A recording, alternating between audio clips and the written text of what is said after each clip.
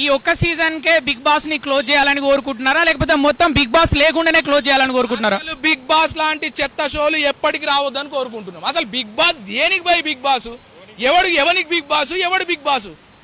ఎవడు big boss? నువ్వు మంచి సినిమాది పోయేదన్నా, తెలంగాణ సంస్కృతి పట్లది, భారతదేశ సంస్కృతి పట్లది, మన స్వతంత్ర సమరయోధుల పట్లది. నువ్వు పిల్లలకి ఏదైతే కోల్పోతున్నామో దానిపైన డాక్యుమెంటరీలు తీసిపెట్టు. నువ్వు లేకపోతే ఇంకేదైనా ఇన్ఫర్మేషన్ ఇవ్వాలంటే అది ఏమైనా ఆడిపి, దానివల్ల నీకు ఫేమ్ అవుతావు. కానీ ఈ అడ్డమైన షోలు, ఈ బిగ్ బాస్ అనేది దరిదాపలలో కనిపించకుండానే చేయాలి. ఇట్లాంటి షోలు ఇంకెవడు పెట్టాలన్నా కూడా ఆలోచించాలి.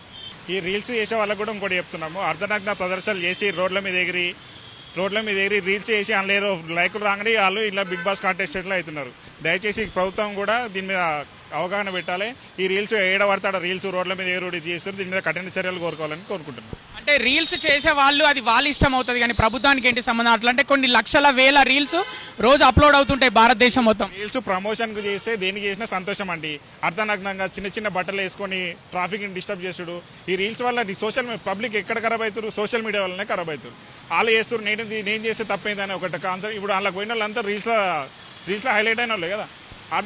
డ్రెస్సులు తక్కువ వేసుకొని అది చేస్తే రీల్స్ ఆటోమేటిక్గా చూస్తారు కదా, చెడుని ఎవరైనా ఎంకరేజ్ చేస్తారు కదా.